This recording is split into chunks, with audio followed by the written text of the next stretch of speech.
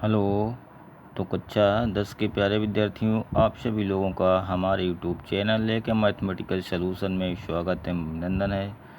हम उम्मीद करते हैं, आशा करते हैं कि आप सभी लोग स्वस्थ होंगे और अपने अपने स्वास्थ्य का ख्याल रख रहे होंगे, है ना, ताकि हम लोग कोरोना जैसी महामारी से बच सकें। तो आप लोग पढ़ाई करते रहिए, आपका कर्म है, आपका धर्म है, आपका काम है सिर्फ और सिर्फ इस समय पढ़ाई पर फोकस करना। ठीक है, घर से बाहर मत निकलिए बेफालतू में, ज़रूरत हो तभी जाइए और पढ़ाई करते रहिए, घर पे रहिए। तो बच्चों, हम लोगों ने चैप्टर नंबर 3 को समाप्त कर दिया था। आज हम लोग इकाई 4 द्विघात समीकरण चैप्टर नंबर 4 स्टार्ट करने वाले हैं। कक्षा 10 में इकाई 4 द्विघात समीकरण।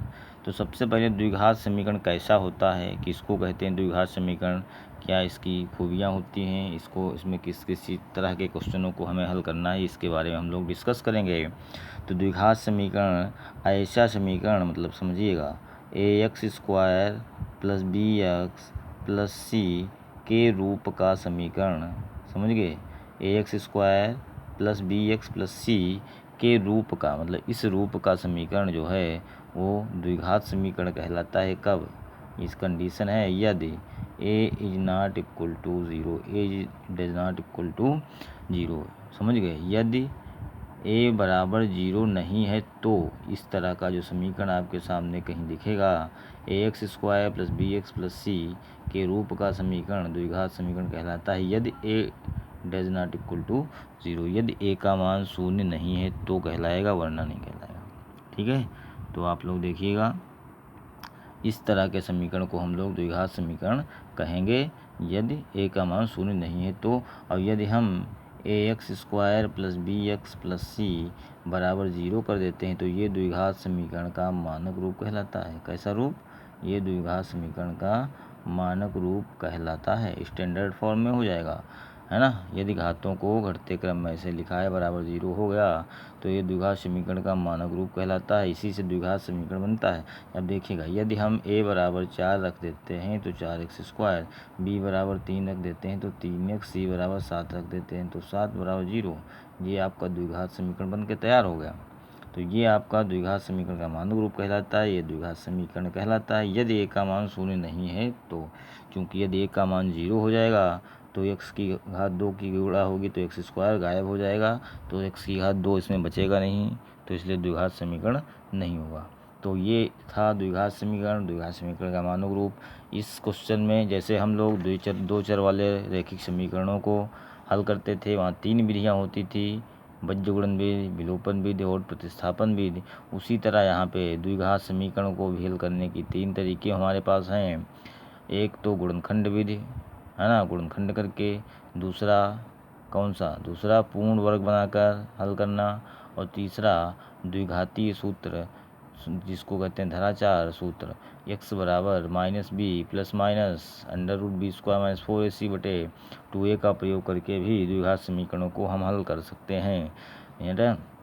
तो मूलों का अस्तित्व भी इसमें ज्ञात करना होगा, मूलों का अस्तित्व होगा या नहीं होगा, कब होगा, कब होता है, कब नहीं होता, ये सब बातें हम लोग आगे भी चैप्टर में जैसे जैसे आगे बढ़ते जाएंगे, जहाँ जिसकी ज़रूरत होगी उसको हम पहले एक्सप्लेन करेंगे, उसके बाद उस टाइप के आपके क्वेश्चनों को सॉल्व करवाएंगे। ठीक है, तो जिस टाइप के क्वेश्चन आएंगे पहले उस टाइप के क्वेश्चनों को बारे में आपको बताएंगे, कैसे इनको हल करना है, क्या करना, उसके बाद हम लोग क्वेश्चनों को सॉल्व करेंगे। तो पहला भी कुछ नहीं है, पहले चैप्टर में, ये पहले अभ्यास में कोई खास अभी कुछ है नहीं।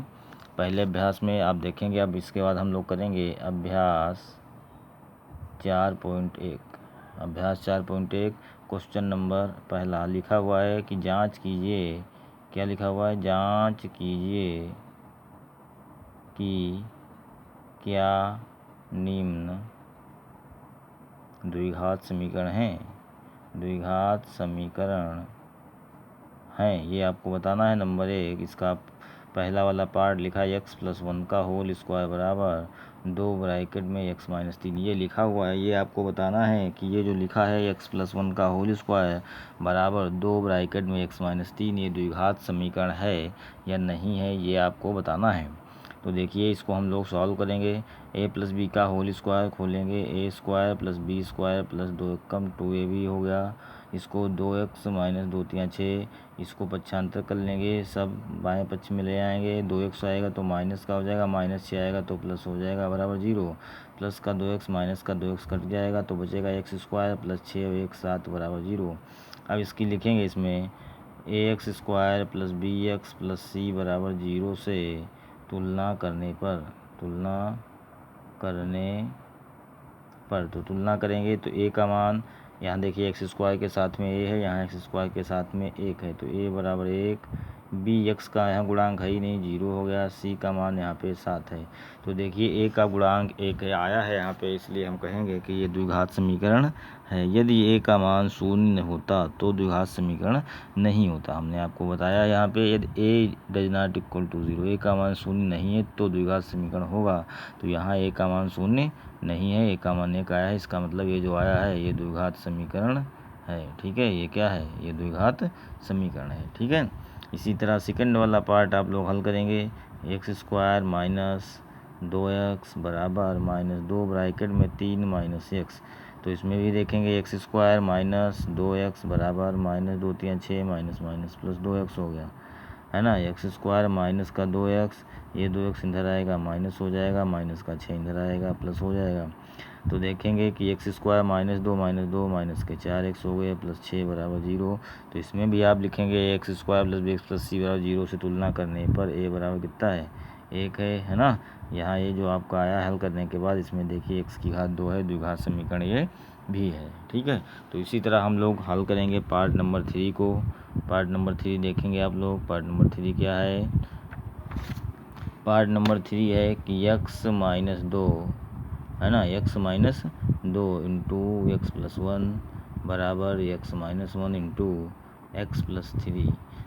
भाई बाएं पक्ष की बाएं से गुणा करिए, दोनों गुणे में हैं, गुणा करेंगे तो एक्स स्क्वायर होगा प्लस एक्स कम एक्स होगा माइनस 2 एक्स कम माइनस 2 माइनस 2 कम 2 बराबर, इधर गुणा करेंगे x square plus 3x minus x कम एक्स माइनस 3 कम 3, इधर एक्स स्क्वायर है उस तरफ भी एक्स स्क्वायर है, कट गया 2 से 1 गया तो माइनस का x बचेगा माइनस 2, इधर देखेंगे 3 से 1 गया तो 2 बचेगा माइनस 3, ये माइनस का x, ये 2x इधर आएगा माइनस का हो जाएगा बराबर माइनस का 3, ये माइनस के 2 इधर जाएंगे प्लस के हो जाएंगे माइनस 2 माइनस 1 तो माइनस का 3x, इधर माइनस 3 माइनस 2 तो क्या हो गया माइनस का 1 हो गया, इधर ले आइए भाई माइनस 3x प्लस 1 बराबर 0।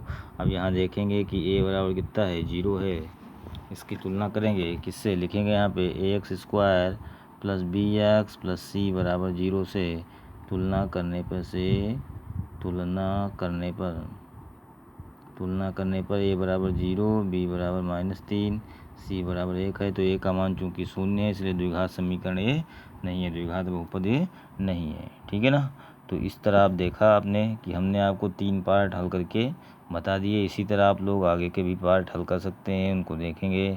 यदि a का मान 0 नहीं है तो द्विघात समीकरण होगा, यदि a का मान 0 आता है तो द्विघात समीकरण नहीं होगा। ठीक है, तो नमस्कार बच्चों, मिलते हैं अगले वीडियो में अगले क्वेश्चन नंबर 2 के साथ, जहाँ कुछ आपको अलग देखने को मिलेगा। तब तक के लिए नमस्कार।